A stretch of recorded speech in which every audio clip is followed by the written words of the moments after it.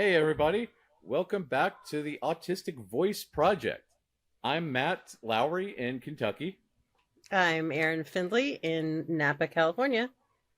and we have a special guest today. You may already know him because he is running our Discord server for Autistic Connections.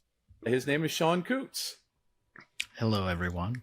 Yeah, I started, just a fun fact, I started the Discord because I don't do Facebook. I'm like, hey, Matt, there's probably another place to gather folks that may also feel the same way about Meta's policies. So there is a Discord out there if you'd like to join. And I, we'll get the link posted in the show notes so that people can join if they wish. I am a Luddite and I don't understand social media. And Facebook was around for a very long time, and I was like, oh yes, this will work well, until I asked the Meta image generator to make an image of Ugh. Trump very sad because when he decided that he wasn't going to heaven, so I decided to ask it to generate an image of him being very sad while eating a cheeseburger with stained sweatpants, and then all of a sudden it decided I was MAGA and decided to send me nothing but MAGA stuff. And Nightmare. it really, really threw me off as to what a cesspool it could possibly be. So, It's yeah. almost as if maybe algorithms are not the primary way to consume content. Oh my God. Fancy that. Yeah, yeah. Yeah. Yes. Because, yeah, the algorithm, God, I really, really fear the future run by the algorithm, because I like it when it shows me ads for Legos. Legos are good. I Mhm. like it when it shows me, stuff that I like. I do not like it when it shows me ABA ads and MAGA stuff. Oh my God, I banned so much stuff. I had Mhm. no idea that these people are like this.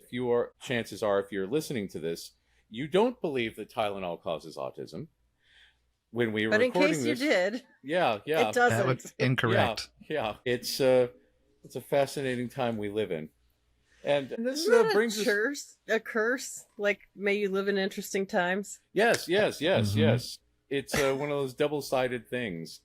So, yeah, it is a very, very odd time we live in indeed. And this is one of the things that you talk about in your webcomic, Sean, because we look back on this and say, how did we end up in this timeline?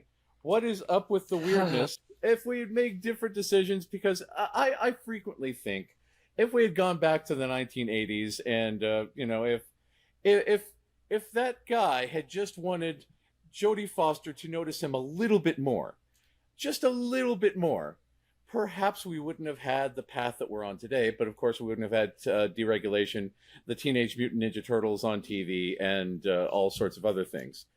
But we might be in a timeline where autism is more readily accepted, and this is actually a very, very common thing that happens for us. Are you watching Peacemaker?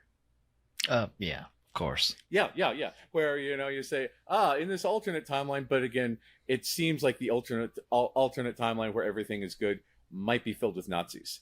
So it's going to be a turnabout, and it's going to be, because Nazi timeline's bad. But you tell us about this timeline thing, about this comic that you have. Yeah, it's interesting. I had an idea ages ago about, everybody likes to think about time travel. And while I didn't understand it at the time because I did not know I was autistic, I certainly thought about time travel a lot as a means to fix things I did not like about my youth. Autistic kids sometimes have it rough. We get bullied, picked on, what have you. Developmental trauma and all. Yeah, the That's right. developmental trauma. And, I always liked escaping from reality via comic books and what have you.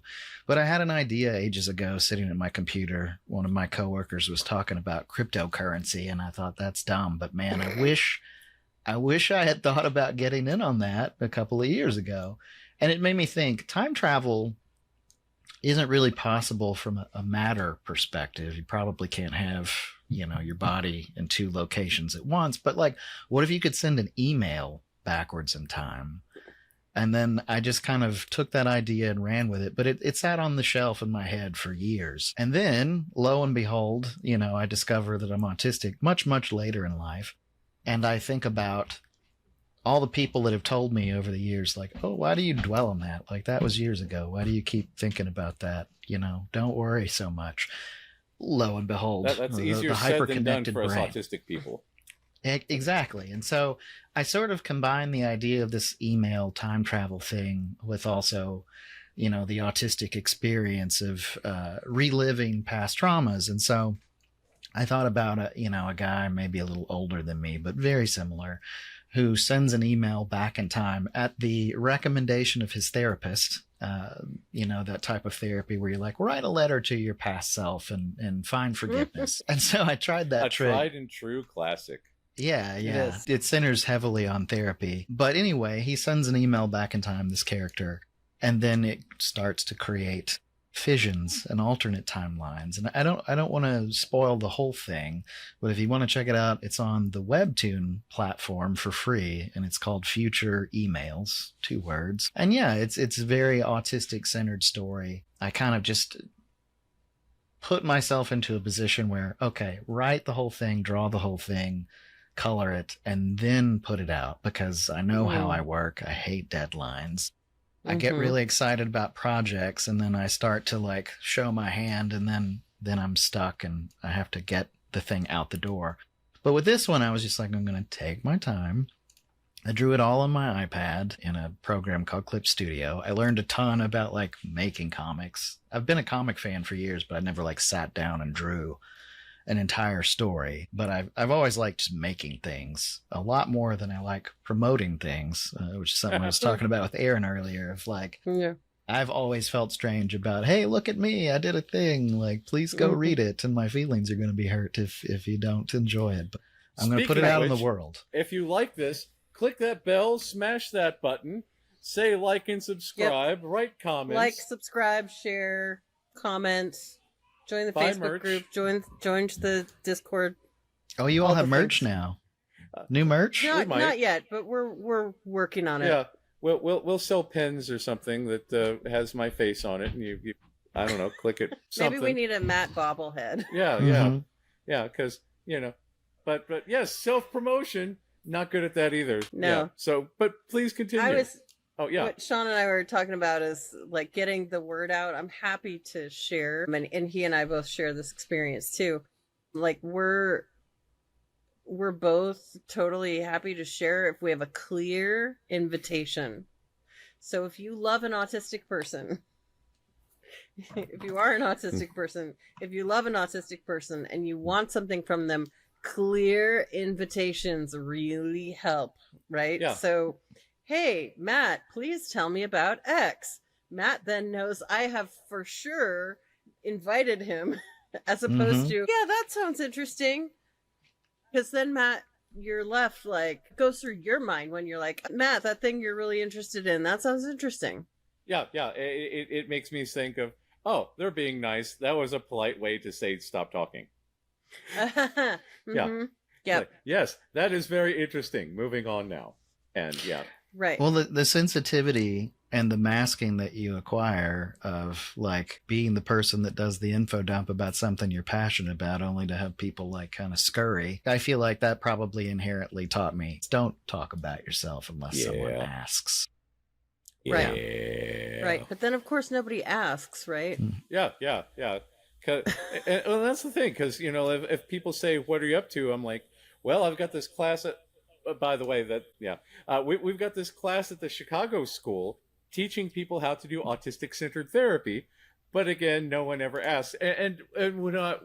So I'm doing this with Kate McNulty. And like I was saying before, she said, hey, you want to promote this? I'm like, well, I could talk about the stuff, but talking about the stuff is a little bit much. So she was like, you want to promote it? And I sent a link that says, would you like to learn about this? Instead of saying, yes, it is the greatest thing ever, and you should definitely be here. And so if people ask, what are you working on? I'm working on like 5 things or something, but I don't know how to talk about any of them until I have a finished product and say, hi, look at this thing. Well, and also if you have a PDA profile, it's going to be a more difficult thing to talk about. Or I would imagine, I don't have a PDA profile, so maybe... What is the PDA profile again, for the people just tuning in? PDA is pathological demand avoidance and or, depending on who you ask, persistent drive for autonomy. There are other versions of the reclaimed term. Some people just call it PDA and don't let the letters stand for anything at all. So ask your local friendly PDAer how they would prefer to have that described for them, because people's identities are always their own first. Anyways, A good sermon disclaimer. over. Yes, thank you. So, but I would imagine, as a non-PDAer, I have plenty of demand avoidance, but it is not a PDA thing. And by the way, side quest.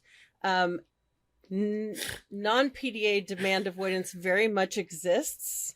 And so if you have demand avoidance, but you're not sure it's PDA, like, there are differences. So don't assume that just because you have demand avoidance, you're PDA. Anyways, back to the central point, which was advertising is inherently, you, consumer, should do XYZ. Right? And here's all the reasons why you should do XYZ. Well, for PDAers, that's going to hit their autonomy button. Yeah. Something fierce. Go ahead, Matt. Well, it's like when I said, I think I have sun poisoning. I'm shaking really think a whole lot and I might die. And you're like, you should definitely go to the hospital. And I was like, or I could just die. The dying's an option. You're like, yeah, you should probably go to the hospital there. You should go to the hospital. And I'm like, or die, whatever yeah, works. Well, yeah. And like, so that's when I'm like, okay, I have to plug into your nervous system telling me, fuck no, I'm not doing that. So, all right, what are the over-the-counter options, and what's the threshold? And like, if you've got a fever, then that is like hospital time. Yeah.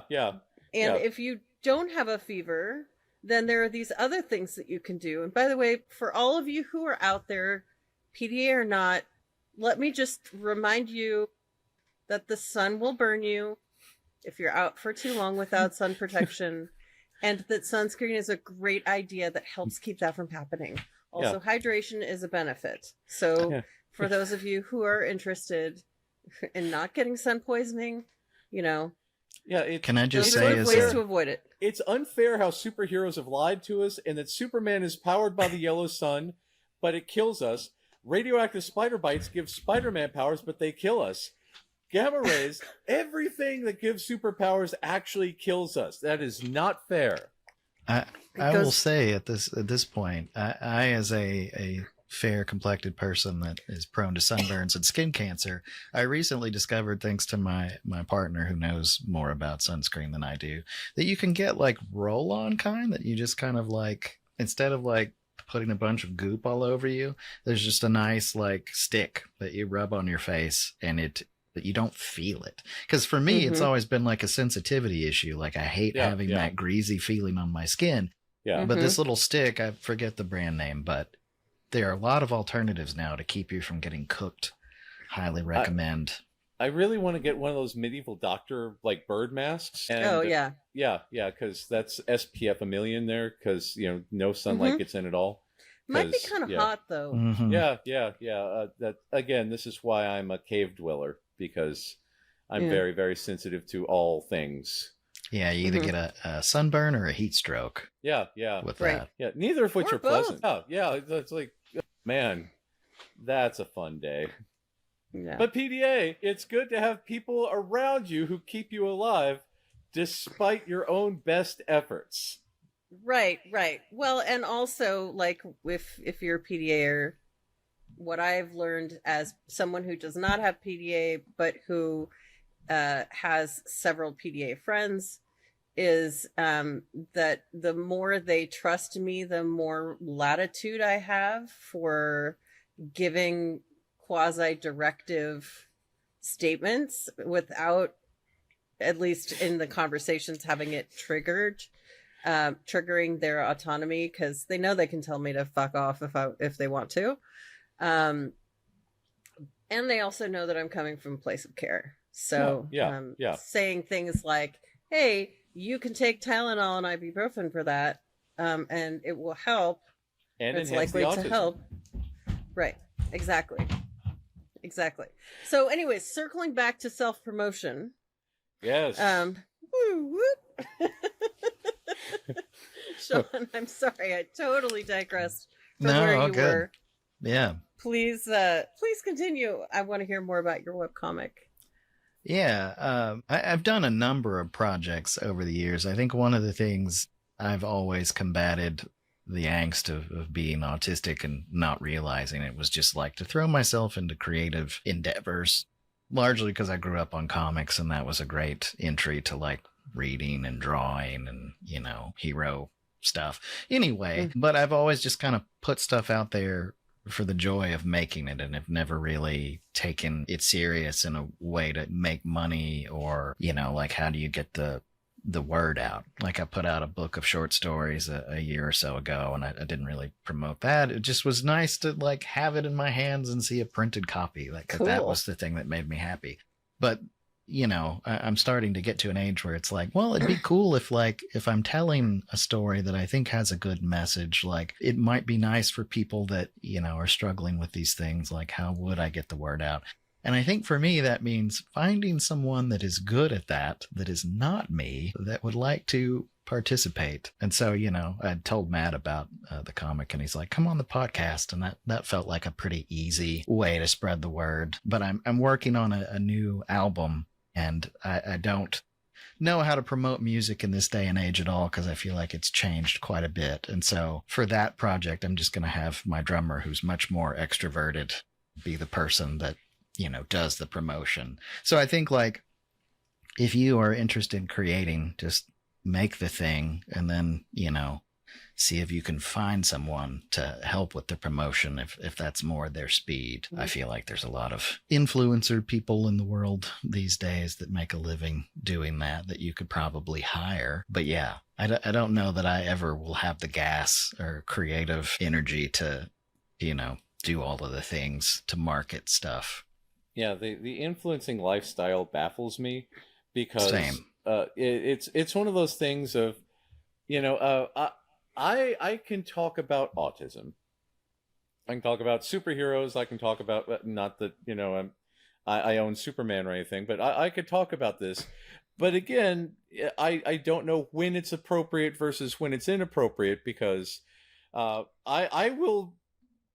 will bring this up at the drop of a hat and talk about, hey, did you know about exteroception and all this stuff? And, some people are very interested and they will give me money for that.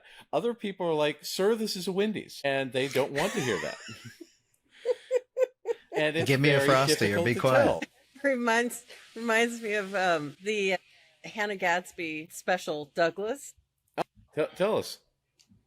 So Hannah Gadsby is an autistic comedian. She's brilliant and funny and politically progressive. And Douglas is her show that she's described as a love letter to her autism.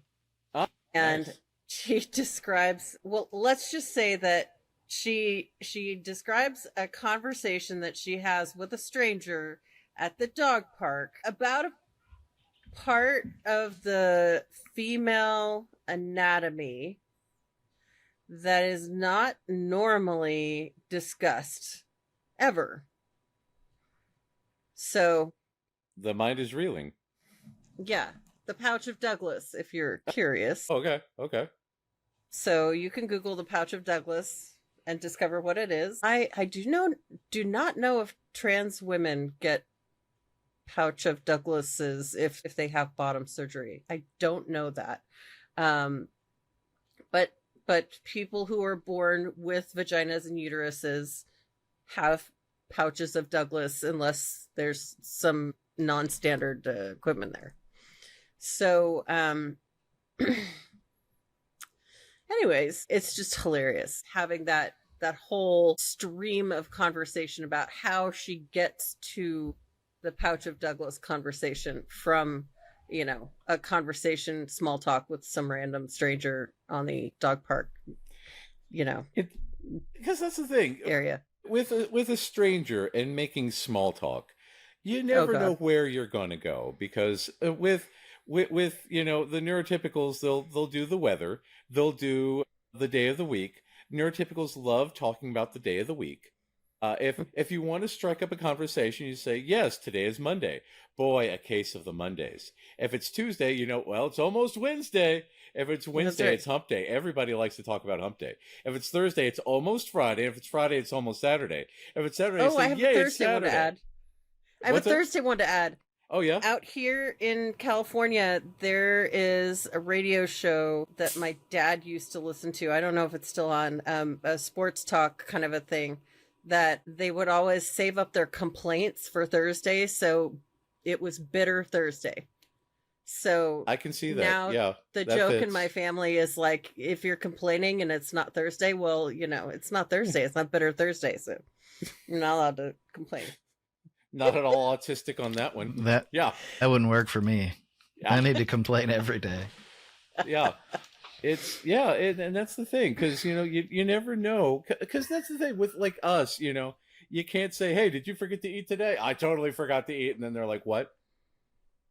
And then it's, you never know how much of an info dump to go on, like with the Peacemaker podcast, where James Gunn talks about Peacemaker with his friends. The most recent episode, he went on I watched the timer, a 10+ minute info dump about crows on a show talking about superheroes, because he really, really had to have a break to talk about interesting crow facts. To which his wife said, Crows yeah, he's are on the cool, spectrum. man. Yes, they are. Crows They are are amazing. super cool. They can pass down the legend of humans among them, because humans that have taught them treat them well, they bring trinkets, they tell the other crows to bring you trinkets. Humans that have treated them poorly, you have the eternal vengeance of crows across generations. They somehow communicate this. It's fantastic. But yeah, is that where the vigilantes' whole obsession with like spider facts and crow facts, is that where that comes from? Yeah, directly from James Gunn, because that James says, yeah, vigilantes on the spectrum, and his wife Jennifer Hahn says, yeah, so are you. And yeah. Well, there you go. Yeah. She would know. And again, it's good to have confirmation, because he's been given off vibes this whole time. But yeah, she's like flat out, yes, that's you. Yes. But yeah, and I should know. Yeah. So being able to tell people about your work and being able to. So one of this thing about a lot of people is that they do work specifically because of money. Because you say, I will do this thing and I will get money for this thing. Because, so one of the big AI companies, I can't remember which one, was talking about how we need AI to generate music. Because, and I quote, nobody likes making music. And now all you have to do is give AI a prompt and it will make the music for you. Because, again, music has existed for thousands of years, and no one has ever enjoyed making music, apparently. And not true. Yeah. Respectfully, because, again, I disagree. This guy who has zero talent and zero musical inclination really wanted to be able to make music and say, haha, eat it, artists. Now I could also make music with the use of my AI. Because no one really enjoys this horrible, horrible, onerous task. So Sean, as a music person, do you like the music, or are you just doing it for that sweet, sweet money? Well, I'll say playing guitar is a spin for me. Like, I started playing when I was 16, and, it was like my safe place, and I played guitar a lot. And, now that I'm older and know that that's kind of like a place of solace, I can make my own music and write stuff. But I play guitar just to like unwind and like decompress, like I recently hurt my wrist and I couldn't play and I was really stressed out for a while. So yeah, I love making music. And I think, AI, a lot of the people responsible for it, and we've talked about this before, they're the people that aren't creative, they see creative people take on endeavors and they want that for themselves, but like a cheat code. I remember reading an article maybe a couple of years ago from a so-called journalist, and the slant of the article was, thank goodness I have AI now to make art and I don't have to listen to you egotistical design art nerds talk at a party. It's insufferable. And I'm thinking, Well, the journalists are probably also on the chopping block because this thing does spit out words. What a Yeah, weird yeah. position to put yourself in. Yeah, But it's bizarre. yeah, I wanted so desperately to troll that writer, but it was such a poorly written article that I thought, well, it's not worth the time to make fun of him. But yeah, no, I think that's a weird way to look at the output of AI. And this is one of the things, because a lot of autistic people are indeed creatives, because we tend to be very detail focused. We tend to pick up a lot of stuff. For instance, like when I got my giant sunburn, the reason I got my sunburn is because my son has been researching riverboats, because he is a big fan of Disney. He's a big fan of Fantasmic, and at the finale of Fantasmic, all of the Disney characters show up on a riverboat, and they go around like Steamboat Willie. And he has been fascinated by this. And then he was fascinated that Disneyland and Disney World have different shows, so he has to compare and contrast the two. Disneyland has a much bigger boat. And then for the people on YouTube, we got this giant Lego steamboat on which to put Lego minifigures. And we have the tiny little steamboat that he can pick up and play with, because the big one is very fragile and easily breakable. So he crams all the Disney figures on here, which would have saved me a lot of money from that. But he loves looking at it. And I said, there's a boat here in Louisville. We can go on that boat. And he was just like, we need to go on the boat. We need to go on the boat. And that's the only thing he could talk about for a month. We finally went on the boat. And he spent the entire time smiling, taking in details, looking at the paddle, looking at bridges. And as soon as we got home, he needed to draw everything and document everything that he saw. I mean, he sat there for hours just drawing and drawing and drawing. And then we needed to hang up all the drawings to document the work and document all this stuff, because it was this creative impulse that he just needed to get out of his brain. Mm-hmm. My kids did the silent disco at the Belle of Louisville like a couple months ago and had a blast. Neat. We have to look into that, because that sounds really cool. And Matt, when you and Emmett get out here to San Francisco area, there are boat cruises that go under both the Bay Bridge and the Golden Gate Bridge. He is a big fan of the Golden Gate Bridge. So, it is beautiful. Yeah. It is beautiful. We will pass definitely Alcatraz on that too, right? Alcatraz is out there as well. Mm-hmm. Yeah, and this is the thing, because we have this need to get it out there in many capacities, whether it's writing or music or art or something or other. But again, due to the lack of being able to promote it, this is a big difference for us. And again, it's one of those things where I run across a lot of autistic people, and neurotypical people will say, you should sell your art, because that's what you do with art. You sell it in order to create money. Because for a lot of people, and that's the same thing with the AI people, because they're like, yes, this is an easy way to create a product to sell, because a lot of people just see stuff as a means to an end to generate capital, rather than art for the sake of art. Right. It's a product focus versus a process focus, right? If you're focusing in on the process, then the experience of creating the art with all of its ups and downs is itself a reward. Yeah. Right? Some of the operas that I have... Right, exactly. Some of the operas I have most fallen in love with... By the way, Sean, I don't know if you know this, but I'm a classically trained opera singer. Nice. And I have a bachelor's and master's in classical vocal production. Oh, wow.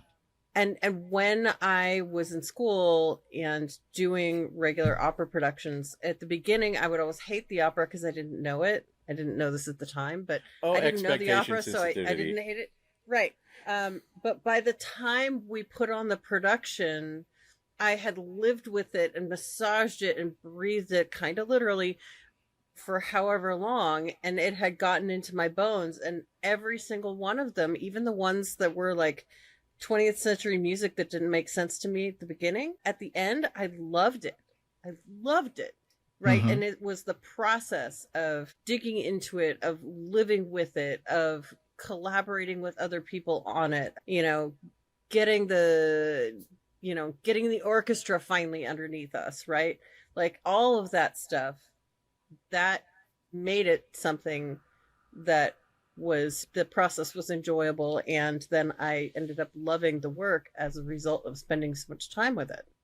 Yeah. And this is But a big thing. it's not just about outcome. No, go ahead. Yeah, this is a big thing about like the process complexity and the bottom up processing. Looking at all of the details, looking at all of the nuance, Yeah. looking at all of the things that make up the bigger thing. And when you get to appreciate all of these details, it becomes a very, very intense experience. So, and this is one of the things about like the production and the sliders and making sure that all these different things are, especially like with us doing the trial and error, trying to make sure that our podcast is the best it can possibly be, with getting the sound correct and getting the microphones and the tools and the earphones and all this stuff, because we are aware. Granted, you could be a person who just gets out there, doesn't care, and spews vaccine misinformation, or you can be a person who really, really cares about the details and wants to make the best art that you can possibly make. And when you're attuned to all these details, when you are sensitive to all of these sounds and the sounds of voices and music and background noise and all this other stuff, it makes for a very, very different experience. So sorry, go on. I was just going to say, along those lines, I researched like all these settings for this particular microphone for this podcast experience. And now my voice has taken on this deep, Barry White kind of quality. But I also hear like a faucet running like another floor away. And I'm like, oh, that's distracting. I hope this doesn't end up on the podcast. But yeah. No. Some of it we can edit out and post, and some of it is just part the of the reality of being real people living a life, doing things. Indeed.